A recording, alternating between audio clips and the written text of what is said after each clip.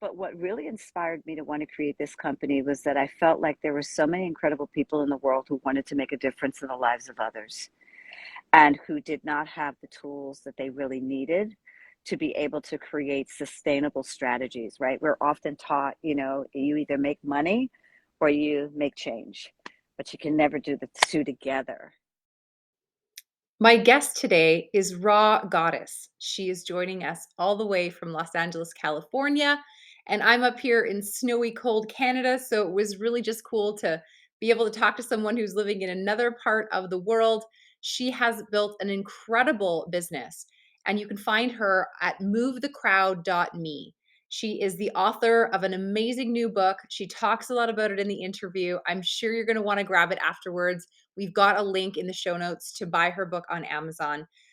You're going to learn so much from Rha in this interview. So I'm going to stop talking. Let's dive in. All right, I have so many questions for you. First of all, tell us your name, tell us about your business, and tell us why you started this business. So my name is Rha Goddess, and I am the founder and CEO of Move the Crowd, and also an amazing company called Information, which supports women, whoop whoop, professional women. Um, and my journey to entrepreneurship was quite rocky. And I find, Lindsay, when we're in this conversation, that for very few of us is it a straight line. Mm. I think for me, I've always been committed to autonomy. I've always been committed to liberation. Even when I worked a job, I worked it so that I was my own boss. And and I'm sure many of your beloveds out there can relate to that. But what really inspired me to want to create this company was that I felt like there were so many incredible people in the world who wanted to make a difference in the lives of others and who did not have the tools that they really needed to be able to create sustainable strategies, right? We're often taught, you either make money or you make change, but you can never do the two together. And so my mission and my life's work has really been about helping people be able to be their most authentic self and to make their highest contribution. And so this is what my company enables me to do. Awesome. I love that your company is all about empowering others to follow their calling. Will you tell our listeners a little more about your book called The Calling? How did that book come to be? What are some of the things that you have included in the book that maybe you could give us a little sneak peek? Absolutely. So it's funny because people ask me all the time, and I'm sure you get this question as well. It's like, oh, how long did it take you to write the book? It took me 30 years to write this book, Mm. I love right? that. It took me 30 years, and it really is a blueprint for anyone who is trying to find and answer their calling in a way that is authentic, profitable, and deeply impactful. The book really, for me, was written in response to the three most common questions I get. In other words, when I'm in conversations with people and they want to pursue their calling or their purpose, they're like, I want to do this, but, right? The first question is, who am I? Who am I to think that I can do this? Who am I to think that I can have this kind of lifestyle? Or who do I to think that I can pursue this kind of aspiration? Or who am I to think that I would be good at this or worthy of this? Mm. So the stay true part of the book, and the book is broken into stay true, get paid, do good, because that is our value proposition. That is what we're committed to helping entrepreneurs and change agents do every single day. Mhm. Um, but so the first part of the book really answers and helps us answer the question, who am I? And so typically when we ask that question, we shrink back, like, who am I? And we make ourselves smaller. But my response in the book is actually, no, who are you? Like, how do you understand and recognize all of your creative talents and gifts? How do you see your brilliance? How do you really own and claim the legacy and the lineage that you come from, so that you really get that what you have to offer to the world is incredible and amazing and necessary, right? Second big question, and this really often is the number one concern, is how will I pay the rent? So it's Mhm. great that I have this idea. Awesome that I want to make a difference. Fabulous that I'm passionate about women. But at the beginning, middle, and end of the day, my rent is due on the first of the month. And my landlord is not going to take all my wonderful ideas and cash it at the bank. Right? So this question of, how do I figure out how to do what I love and actually have it be monetizable? This is the second part of the book, which is the get paid part. And in the book, I walk you through a 6-step protocol in each section. But in the get paid section, we really move from what has been traditionally conditioned scarcity into a world of abundance. And really, for me, your money truth. Because each of us has a particular truth when it comes to making money, how we want to make money, how we want to spend money, use our money, leverage our resources.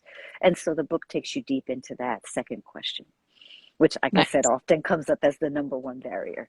And then the third question, and this one is really vulnerable. Can I really matter?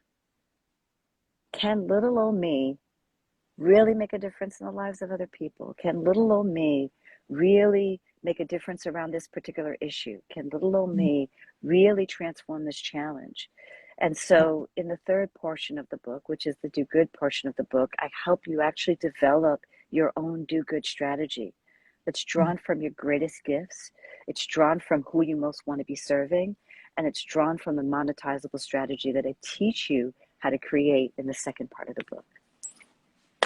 Wow. So that's what the book is. It's a blueprint, step-by-step blueprint for how to do it. Awesome. Wow. We will have a link to Rha's book in the show notes. Rha, so you went through this, I presume, as I think I could say I have too, that feeling of knowing you want to do good, but questioning whether or not people will feel like you're good enough and will feel like you're worthy enough of their attention. Sorry, my dog is having a coughing fit beside me here.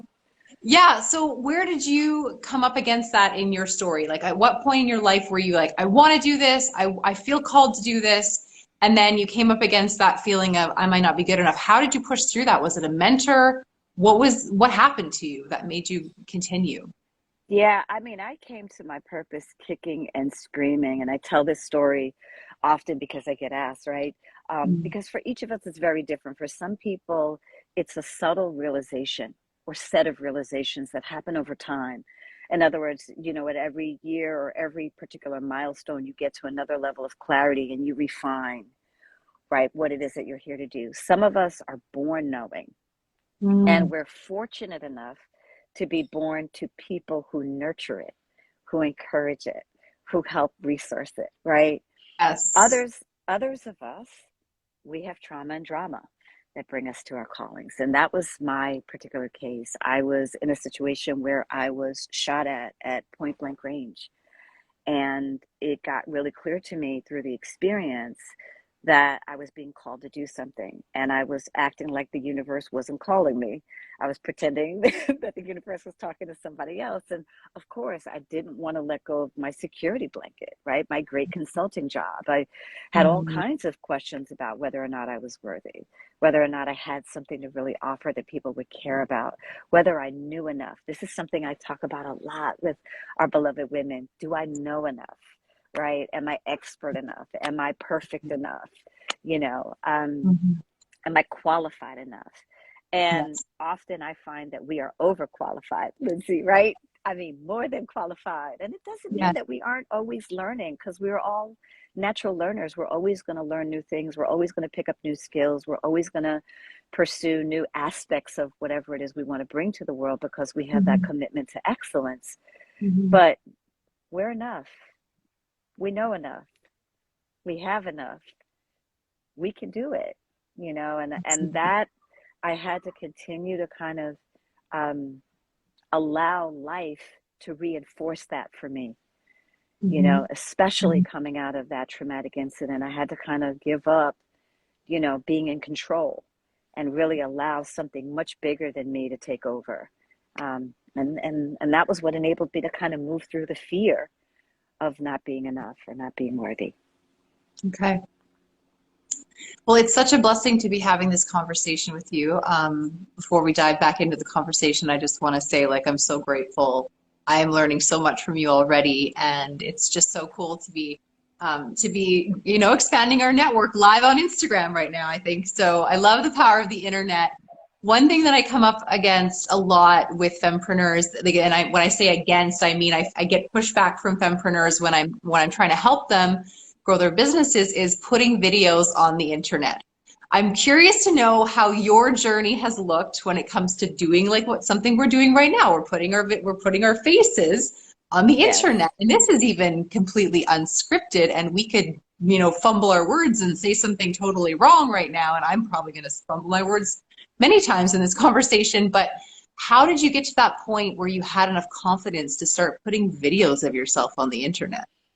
It's a great question. It was practice, Okay. like I just want to say to you all, one of the things that I really challenged myself to do, and it's interesting. I happen to be, a little made up today because I have back-to-back meetings all day. But you will, if you go to my Instagram page and you click on any of my words of the day, sometimes my hair is all over the place. Often I have nothing on my face. And it was a practice for me because I really believe that less than sort of how we look, people want to feel our spirits.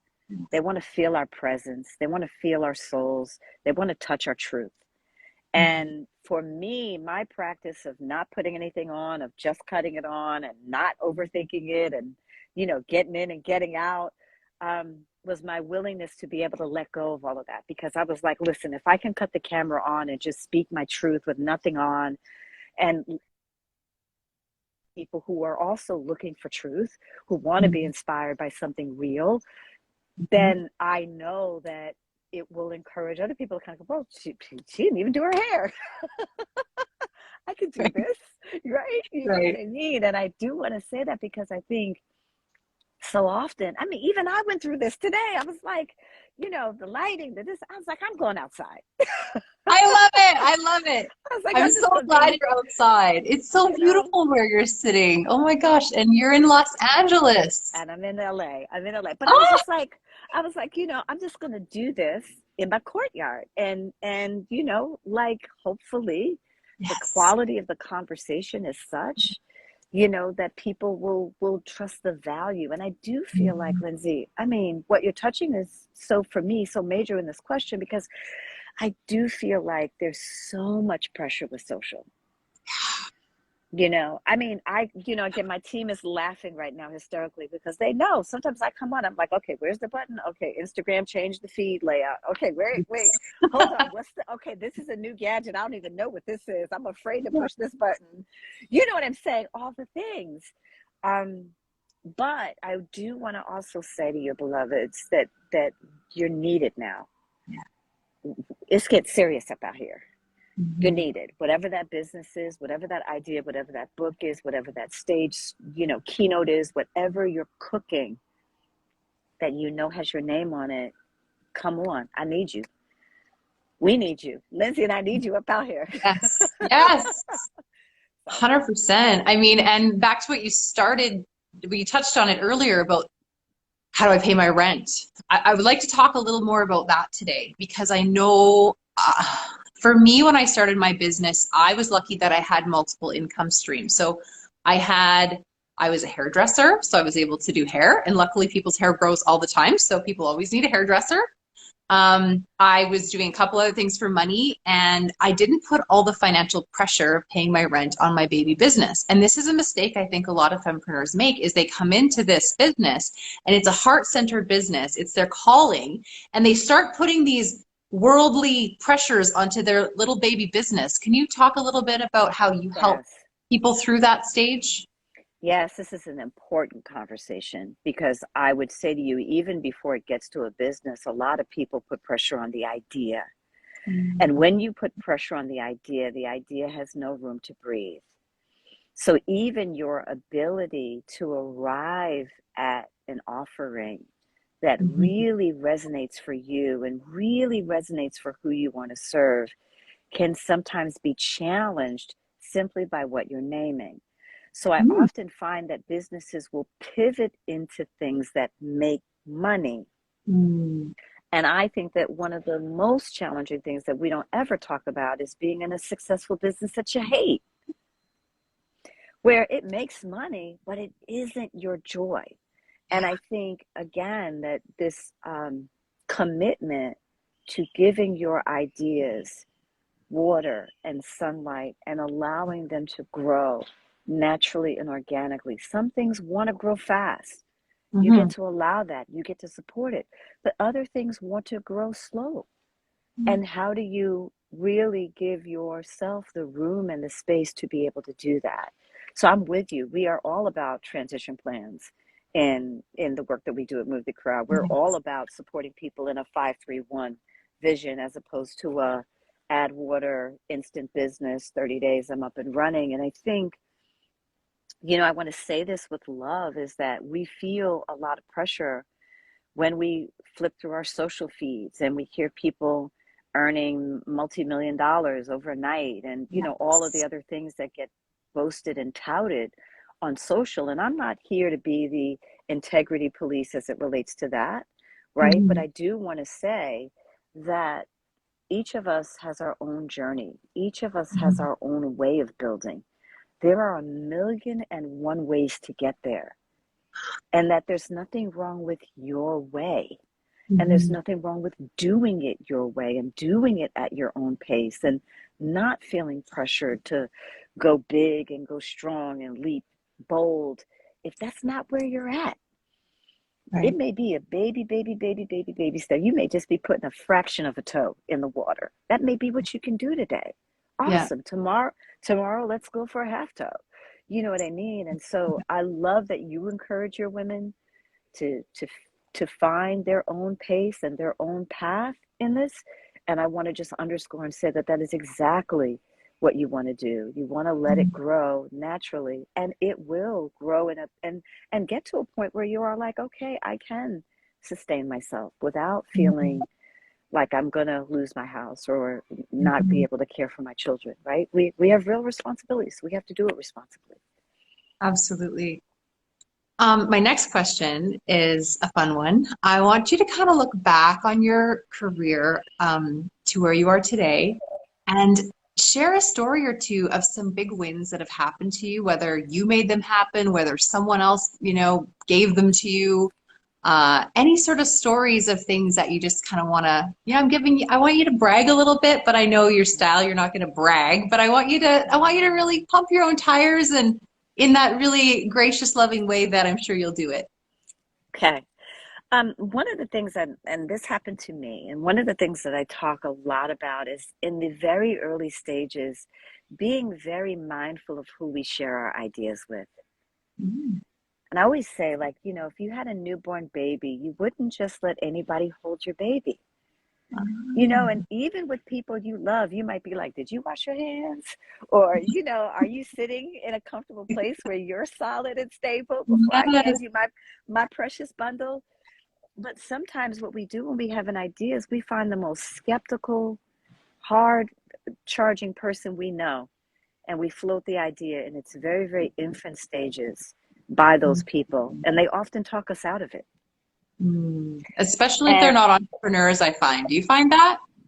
definitely, I find the listen, entrepreneurs are the safest people to talk to, what especially the entrepreneurs that are kind of past that grind phase where they're into a bit of a like, oh wait, I'm really glad I pushed through and I'm feeling the good vibes now. And yeah, and people with jobs, people who have like the 9 to 5 and the boss, they're not good people to run business ideas by, in my opinion. But they that's just me. yeah, they may not be, but I even think people, I want to be even more precise, people who are happy and Yeah. fulfilled, people who Right. are generous in Mhm. spirit, people who will root for you, right? And no matter whether they understand or they don't understand, one of Mhm. when I was building this business, I'll kind of come back to my own story. Yeah. I was in a conversation with my father, and at the time, my father was 84. God rest his soul. And I said to him, Daddy, I don't think you understand what I do. I think if somebody came and actually put a gun to your head and asked you what I did, you would not be able to tell them. And he said, nope, sure wouldn't, but I love you. Yeah. And I'm proud of you, Mm. even if I have no idea what this is. And sometimes you need people like that in your life, right? Who just love you because they love you, and they encourage you because they believe in you, even if they don't understand the idea. Then there are people in your life who get the idea, who are going to help you think strategically about how to do it, who are going to help ease your path, who are going to save you time and money and heartache. And those are your coaches. Mhm. Those are people like Lindsay, right? And you want to seek them out. But then there are people in your life who are not living their best life. Mhm. Whether they're in a business or whether they're in a 9 to 5, it doesn't matter. But they have not been able to courageously make the kinds of choices that enable their light to shine. And so what they're going to do is sell you their limitations. And so Right. when you are birthing a new idea, you have to be careful about where you're going. I didn't understand that in the very early stages. I was excited about the idea. I wanted to talk to anybody who would listen. And I got a lot of advice that actually didn't serve me. And it Mm. wasn't until I got quiet and got in my own wisdom, and I had a conversation with a potential investor at the time because I was trying to initially raise money, which was not the path for me in starting my business. For some people, it is. It wasn't the path for me. Mhm. But the guy looked me in the face. He said, I don't know you from a can of paint. I don't know whether or not you can do this. I don't know who you want Yeah. to serve. I don't know if they're worth serving. And I was like, what?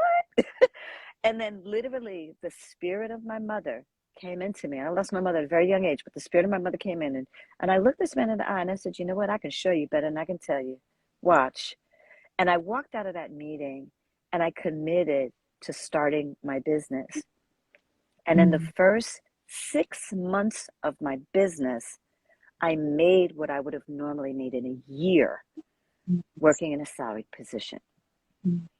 And it wasn't for me, like, I don't say this to you to say, oh, in 6 months you're going to do that. You may do even more than that, Mhm. right? But what I more so say about that is that what it taught me was that I could listen to myself, I could Mhm. trust myself. And the biggest first lesson and when I got in my business was to learn how to listen to my own wisdom. And I think like when you said I got quiet and I just, I don't know what that exactly looked like for you. So do you want to tell me more about what Oh, that looked getting like? quiet. You took a Yeah. step back from the action and like what did that look like? Yeah. We all get guidance. And I'm not here preaching religion, but I'm saying whether you call it gut instinct, whether you call it intuition, whether you call it the universe, whether you call it God or source or Mhm. love or creativity, Mhm. we all get guidance. Mhm. And our opportunity, especially when we want to walk our own path, especially when we want to bring purpose and calling into the world, is to learn how to listen. And me getting still and developing and cultivating a practice that enabled me to get still was about learning how to listen and about creating an environment where the voice could be loud enough where I knew, like, oh, that's my voice of wisdom, as opposed to my voice of doubt, or as opposed to, right, my uncle's cautioning, or, all the other voices that can sometimes be in our head and Yeah. our inability to distinguish which one is talking at any given time. Mhm. My stillness practice enables me to know when the voice of wisdom is speaking, when the Mhm. voice of source is speaking, what my source is, right? And it is through that guidance that I'm able to go, oh, okay, do this. Oh, okay, do that. I have a practice every morning before sunrise. I get up and I sit on my terrace and I listen and I ask, I write the question in my journal, what can I do today about this thing? Or how should I respond to that thing? So I get guidance every day around my business about Mhm. how I should respond to whatever the opportunities or challenges are before me. Mhm. And I believe that every entrepreneur should have some practice that Mhm. enables them to hear their higher wisdom, that enables them to tap into their deepest truth, right? And Mhm. whether you go to your gut or whether you go to the sky, you Mhm. all need space to be able to do that. Right. Right. So do you ask yourself the same two questions every morning? Can you say those again? Yes, sometimes the question may be like, what do you want me to know today? Mhm. Or how might I serve today? Mhm. Or what would you suggest that I do about this thing today? If you have a Mhm. big decision you need to make. Right. A lot of the challenges, you know this, Lindsay, I'm not going to say anything right here that you don't know, but a lot of the challenges we face as entrepreneurs is that we've got to make 100 decisions every single day.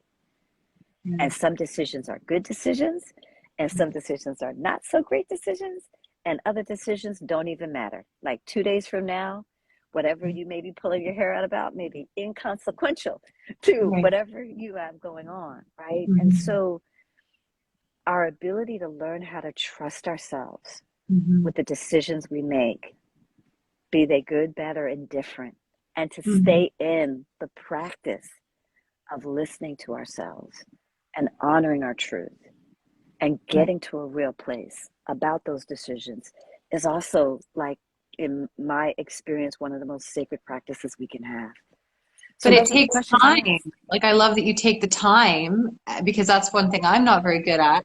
I'm like, oh no, I just trust my gut. I'm gonna make great decisions on the fly. You know, that's kind of how I talk to myself. I'm like, I don't need to set aside time to sit in silence and like hear the answers come to me because I'll just figure it out as I go. Like that's how I think I should roll.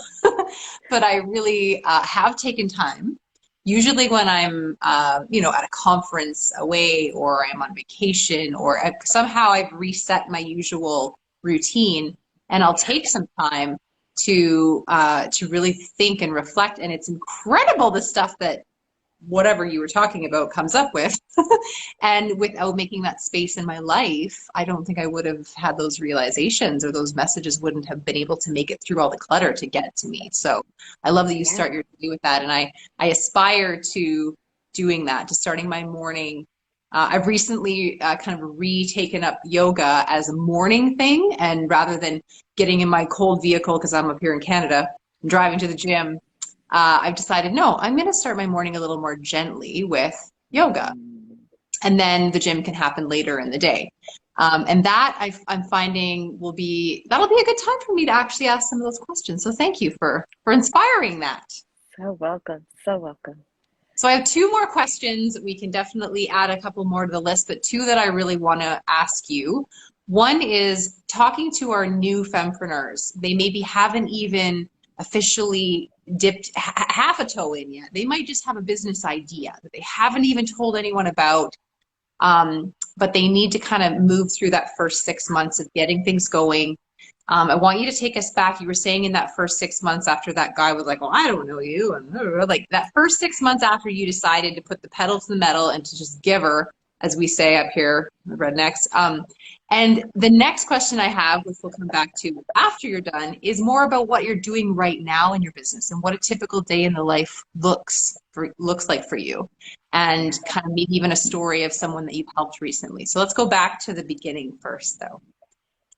So, in the early stages of my business, it was really important for me to keep a journal Mm, about what were the most important things that I would be doing every single day. And then what was I learning as I was doing what I was doing, mhm, right? So, whether it was having a conversation with someone about what I wanted to offer, or an idea I had about how I wanted to design an offering, right? In the beginning, for me, in addition to, like I said, I can show you, but I can tell you what I did was I bought 30 of the leaders and change agents that I wanted to serve into a room, and I shared the business with them. And I mm, asked them, not just should I do this, but I asked them, would you pay for it if I did? mm, And I think those are important questions as well. So not only like who do we want to serve, but who would be willing to invest mm. in what it is that we have to offer? And Right. my experience has been the more that we can talk to the people we want to be engaging and the people we're serving, that's the best information we could ever get about Mhm, how to organize and create whatever it is that we want to offer. And right. so some parts of my day were spent talking to people that I wanted to serve and really understanding them, understanding their challenges, Mhm, understanding what were the things that they were trying to solve for, and the way in which what I had to offer could potentially meet what it was that those challenges were. Other parts of my day were imagining and dreaming about the design of what I wanted to offer. Like, wow, I want to do it this way, and I want to have it be this many times a week, and I want to, do this. And then it was designing curriculum. This Right. is the content that I want to bring. This is the journey that I want to take them on. So Mhm. those early stages of the business were a lot for me about creating and ideating, or they were about relating to and connecting and talking to the people I most wanted to serve so that I could really align what I was creating with what the need in the marketplace was. And for me, those were the most beneficial places. Now, there's also administrative stuff you got to do. Like you Mhm. got to set up your business and you got to put your office space together and you know what I Yeah, mean? And all of those kinds of things, decide where you're going to get your mail. But right. if we're talking about the core of lifting an idea, Mhm. ideating and connecting were the two most important practices that enabled me to actually be able to lift an offering that I was able to monetize pretty quickly because Right. I had done all that listening. I love First that six you, months. okay, and I love that you went out and you basically conducted a live survey. That's kind of how I'm Yes. perceiving it. You were surveying the people that you wanted to serve, and you were saying, here's my idea, but I really want you to help build it out from here. I want you to add the things to it that maybe I haven't mentioned that you need. I want you to change up some of the wording I'm using in my explanation of it to maybe fit more the words that are bouncing around in your head about your needs. Like that is just such a great story. I love that. Who needs Survey Monkey when you can get a room full of people together, you know? You also build connection, Mm, like to not, and listen, surveying has its place. But even now, at this stage of my business, literally, I was in a meeting this morning with a member of my team, and I was like, we need to talk to these 5 people. mm, Let's create a space and an environment to talk with them. Why? Because you build trust and connection as yeah, well. So that when you do want to circle back around and you have got it all organized and you have got it all together, they've already been primed because they've been in the conversation with you. They're yes. also excited because they feel a sense of investment in what you've created because they've Mhm. had input. And so learning that this co-creative process really also not only does it give you great intelligence, but it also starts to warm up the market that you ultimately want to be serving. Yes, I love that. That is fantastic. I've got a lot of new femprepreneurs that I'm so honored to be working with them. Their businesses are brand new, so they went from idea phase to having a logo to putting it out there to the world. And how they're doing it is through something similar to what you described. It's bringing a group of people together who need this thing, but they're not 100% sure how they're going to help them because they want the group of people that need it to tell them how they would want it to look. And I just think that's how my business started as well. It was literally like, I'm going to bring you all together and I have an idea of how I'm going to serve you because I do know some of your pain points because the Yeah. universe was having all these female entrepreneurs telling me they were struggling with online marketing, and I was like, oh, if this is something that I'm really good at, apparently I should be sharing what I'm good at with others.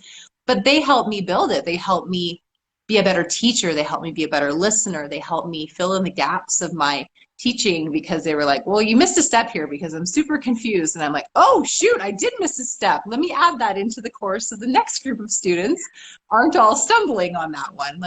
So I think it's so awesome that you did that. So do you mind sharing a little bit more about today and what your business looks like now, and maybe give us a success story of a specific client that you've worked with and how you've helped them? So, wow. So today the business is we have an active team of about 8 members who are in the day to day of the work. And I feel really blessed. I work in a very different, non traditional model. So I really lead a team of leaders. And every leader, every member of my team is a leader and a thought leader and a collaborator and a partner in the business. So, and we have a very, very strong culture as a team. We call ourselves a high performance team, and we work inside of a particular methodology that supports us in being high performance. In terms Mhm. of success stories, I've had the privilege to serve people who are very, very well known and people maybe who are not as well known. But one of the success stories, one of the stories that I feel most proud of is I had the privilege starting 11 years ago to work with an incredible woman by the name of Reshma Sajani. And some of you may know Reshma. She is the founder of Girls Who Code. And Girls Who Code is currently the largest girls empowerment organization in the world. And when it began, it was a very local idea. It was a very small idea. It was rooted in young girls in STEM. And it was all about recognizing that when we looked at the world of technology, it was male dominated. Mm-hmm. And then when we looked at the pipeline in terms of college, we had very few women majoring in computer science. And Reshma had a vision of wanting to see young girls feel empowered to bring their ideas to the world of technology, because she could see at that time, and we all could see, that technology was booming and growing. And it was a space where more skills were going to be needed, and people who had the skills of being able to code were going to be necessary and needed. And so Reshma began with a very localized program in New York. She was serving at the time 130 girls, maybe, no, at the time when we first began, maybe more like 60 girls in what was a summer program. She got them internships in places like Yahoo at the time, and Google and Facebook, and begin to continue to grow and cultivate and nurture this idea. Girls Who Code now annually serves over 200,000 girls. There are clubs in every country in the world.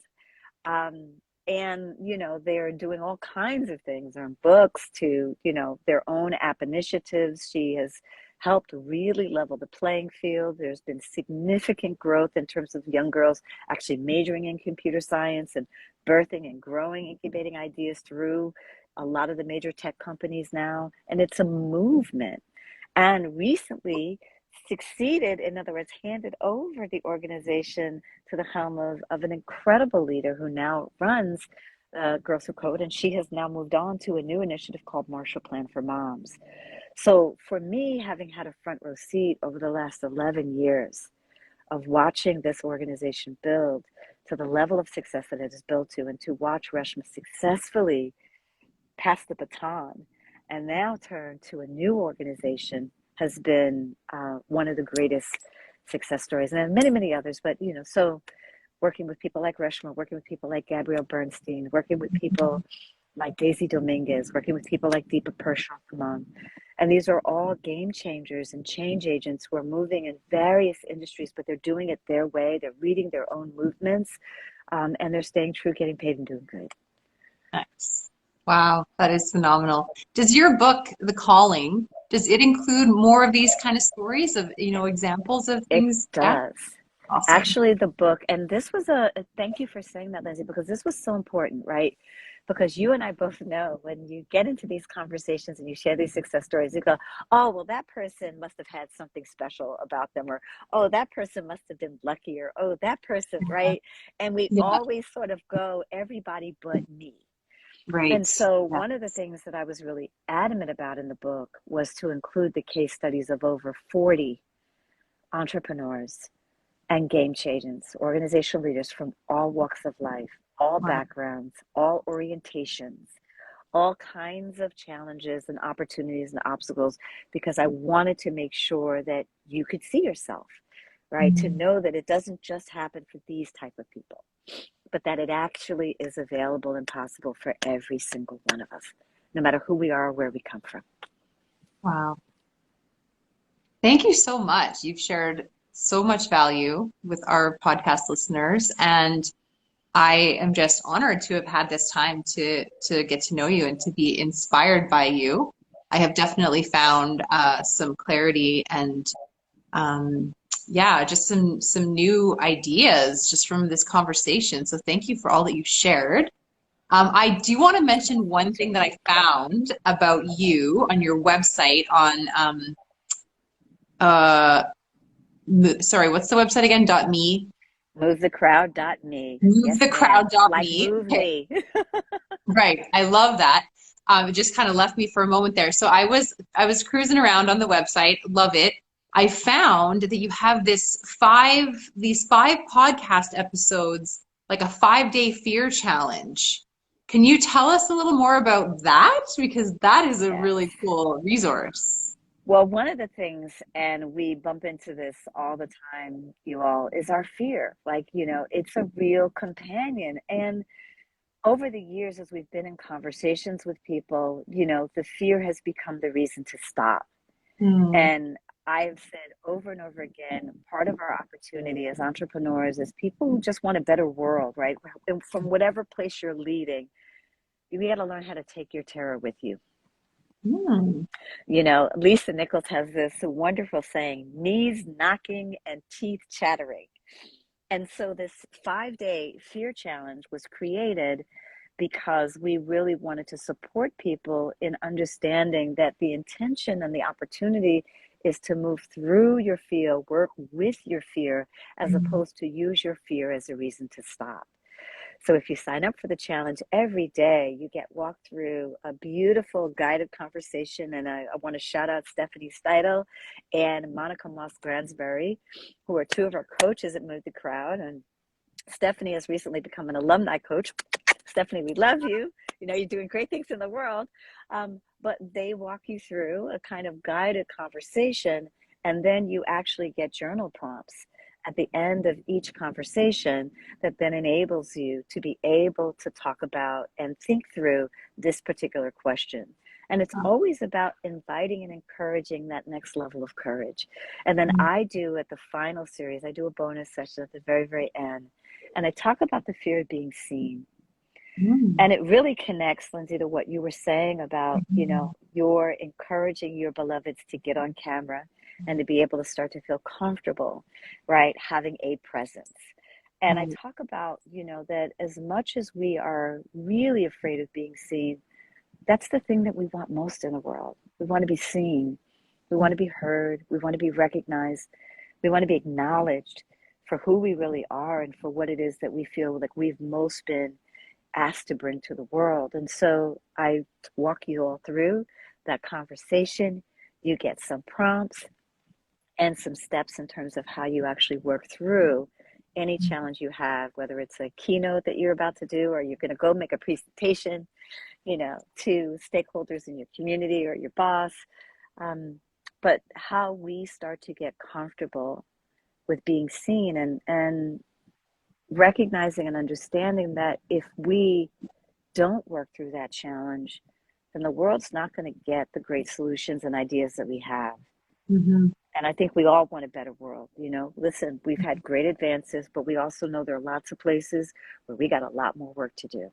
Yes. And so the more that we can be willing to show up Mhm. in our highest form, be willing to raise our hand for what it is that we have to offer and bring, I believe the better the world gets. And so that's the fear opportunity of the fear challenge. Awesome. So bust through your fears. I'll put a link to the fear challenge below the podcast episode and the website where you can connect with Rha and her Instagram. Thank you so much. Again, I'm just so honored. I know that fempreneurs who listen to this episode are just beaming right now and they're so excited to have discovered you and all that you do. Is there anything coming up that's maybe a bit time sensitive that they can partake in or check out? Yes, so I will say, you all just continue to follow us. We do a New Year's message at the top of every year. And I know Jeezy is moving in the chat there. So there are two other things I think we're going to offer here too. But we do a New Year's message at the top of every year. And Lindsay, we will make sure you get the link when it goes live for registration. But it's a way to reset our year. It's a way to set a theme for our year as we think about our goals and our milestones. We also want to think about the context, right? And so, for many, many years, people do New Year's resolutions. And we actually want to invite you all instead to consider the themes and the rituals and the practices that are going to support you this year. And so for some people, maybe it's a word, like my word for the year might be expansion. And I get to interact and engage with that theme. Well, we as a community of practice, we create a message every year that's just basically a download that comes through source, through me, from source, through me, however we Yeah. define that. But it gives us a roadmap for how we enter into the year ahead. And so we want to make sure that your community has an opportunity to join us. It's free. Come, hang Mhm. out. The other thing I believe that Jeezy is going to give you the link for, and Jeezy is Regina, you all, my community and my team, Yeah. um, is the top 10 reasons why people buy. So a Mm. lot of what I know you're also helping your women do is really create what it is that they're going to offer and bring to the world. And so often when we create what we create, we get very shy when it's done about sharing it. And so this top 10 reasons why people buy is actually drawn from the books. I do want to say that. I actually have the book in front of me here, so I could give you the page, maybe. Maybe I can give you the page. Um, but it's in chapter 12. And these top 10 reasons actually walk you through how to create an authentic connection with someone, how to build the context for trust, and how to know and understand exactly what it is that you're able to offer and bring that they can't get anywhere else unless they work with you. And so we want to give you all access to both the mini lecture for that and to the downloadable tip sheet for that. And so Jeezy just dropped the link for that in there as well.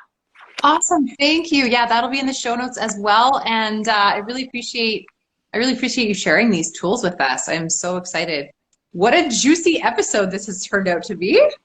So excited. All right. Well, I'm going to let you get back to your very busy day. I so appreciate your time, and I'm so honored to have had this opportunity to meet you. Hopefully we get to meet someday at some live event or conference or something. And yeah, if there's anything else that you want me to add to the show notes, you guys can send it over to me. You know how to reach me, and I would love to Awesome. do that. Thank you so much. Thank you, Lindsay. It was so great to have you, and thank you for your work and all of the work that you do on behalf of all of the fempreneurs out there. So appreciate you. Thank you. All Bye right. for now. Well, take care. If you're listening on Apple Podcasts, I need you to do me a huge favor. It's not just for me, actually. It's so that other fempreneurs can. I just spilled water on my keyboard. Okay, we're going to keep the camera rolling because this is real life. I don't think any technology has been damaged, but this book is dripping water right now, if you want to have a look at that. Okay, so back to what I was saying. It's not about me, it's about other fempreneurs finding the Fempreneur Marketing Podcast, and how they're going to do that is by you giving us a rating on Apple Podcasts. So 5 stars would be awesome, however many stars you feel we deserve, and a little blurb about what you love about it. So in your own words, a sentence or two, maybe your favorite episode that you've listened to. Speaking of which, I want you to check out, if you're an advanced fempreneur and you're looking for some advanced marketing tips and strategies, if you missed episode 107, check it out. You also want to make sure to listen to the 100th episode if you're new here, because the 100th episode is where we gathered together, I think, 16 of our favorite interviews from the first 100, and we put clips of each of those in episode 100. So it is jam-packed with awesomeness. And I'm going to go clean up this water now, and I hope you have a wonderful day. Bye for now.